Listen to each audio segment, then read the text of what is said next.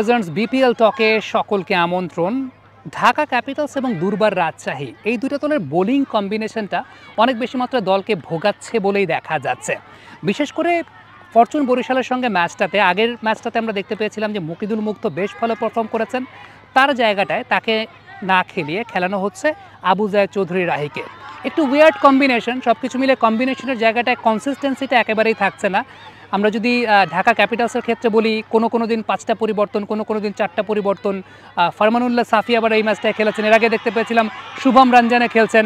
আমরা চতুরঙ্গা ডিসিলভাকে কোনোদিনই 4 over bowling করানো হয় নাই, তিনি এসে হয়তো বা 2 ওভার বা 3 ওভার বোলিং করছেন এবং সেই বোলিংটা অনেক বেশি মাত্রায় এলোমেলো, এমন না যে খুব quality bowling. Apart from Mustafiz সেই জায়গাটা আর কেউ কিন্তু ওইরকমভাবে কনসিস্টেন্ট না। থিসারা পেরেরা রেগুলার বেসিসে বোলিং করছেন না। মোসাদ্দেককে বোলিং করানো হচ্ছে, যখন থেকে নেওয়া হয়েছে মোসাদ্দেককে বোলিং করানো হচ্ছে। প্রবলেমের জায়গাটা হচ্ছে সেটেলড কোনো বোলিং কম্বিনেশন নাই। একটা বড় টুর্নামেন্ট যখন কেউ খেলতে আসে তখন তাদের কিন্তু সেটেলড বোলিং কম্বিনেশনটা খুব গুরুত্বপূর্ণ, যে আপনি পুরো টুর্নামেন্ট ব্যাপী আপনি কীভাবে প্রোগ্রেস করবেন। আগের দিন দেখা গেছে মুগ্ধ বেশ ভালো বোলিং করেছেন, সো টিম ম্যানেজমেন্টের তো মুগ্ধর প্রতি ইনভেস্ট করাটা উচিত, এটা তার জন্য একটা ফেয়ার জাজমেন্ট। বাট সেই ফেয়ার জাজমেন্টটাও কিন্তু আসলে ঠিকঠাক মতো পাচ্ছেন না বা পাননি। ইভেন আমরা ব্যাটিংয়ের পার্সপেক্টিভ থেকে যদি চিন্তা করি, হাবিবুর রহমান সোহানকে প্রথম ম্যাচে নেওয়া হয়েছে, 6 মেরেছেন, পরের বলে আউট হয়েছেন, এরপর তাকে বাদই দিয়ে দেওয়া হলো, দেন আবার একটা ম্যাচে নেওয়া হলো, আবার বাদ দিয়ে দেওয়া হলো।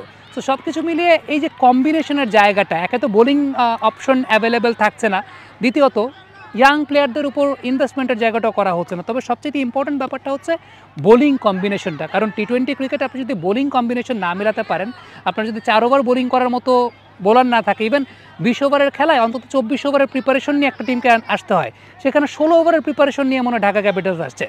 চায়না থেকে পাইকারি মূল্যে শীতকালীন পণ্য ইম্পোর্ট করুন স্কাই বাই বিডির মাধ্যমে। শাল, জ্যাকেট, হুডি, মোজা এবং বাচ্চাদের সকল প্রকার পণ্য আমদানি করে ব্যবসা করুন এই শীতে। তাই এখনই পাইকারি মূল্যে পণ্য ইম্পোর্ট করতে ভিজিট করুন www.skybybd.com অথবা প্লে স্টোর থেকে ইনস্টল করুন Sky by BD mobile app. দ্বিতীয়ত দুর্বার রাজশাহী নিয়ে যদি আমরা একটু কথা বলি, তাসকিন ছাড়া আর তো আসলে ওই লেভেলের বোলারই নাই। যারা আছেন তারা রেগুলার বোলিং অপশন খুব বেশি হ্যান্ডি হতে পারছেন না। আমরা দেখতে পেয়েছিলাম যে জিসান সর্বশেষ যে ম্যাচটা খেলেছিলেন 4 ওভার বল করে 18 রান দিয়ে একটা উইকেট পেয়েছিলেন। আফটার দ্যাট পরের ম্যাচটা তাকে ড্রপ করা হয়েছে ফর নো রিজন। জিসান কেন ড্রপ হয়েছেন সেটা কেউ হয়তো বা বলতে পারবে না। কম্বিনেশনটা একেবারে সেট হচ্ছে না, তাসকিনের উপর একটা আলাদা প্রেশার পড়ে যাচ্ছে। হাসান মুরাদ পারফরমেন্সের জায়গা থেকে খুব বেশি আস্থার প্রতিদান দিতে পারছেন না।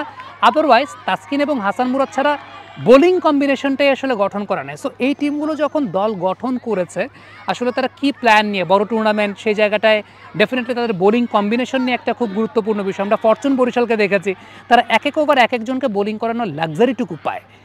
প্রথম 4 ওভারে 4 জন বোলারকে তারা ব্যবহার করে, 5 নম্বর ওভার আরেকজন বোলারকে ব্যবহার করে, মাহমুদুল্লাহ রিয়াদও আছেন। সো একটা দল যখন গঠন করা হয় তখন কিন্তু আলটিমেটলি দলগুলোর বোলিং কম্বিনেশন তারা খুব সুন্দর করে সাজায়।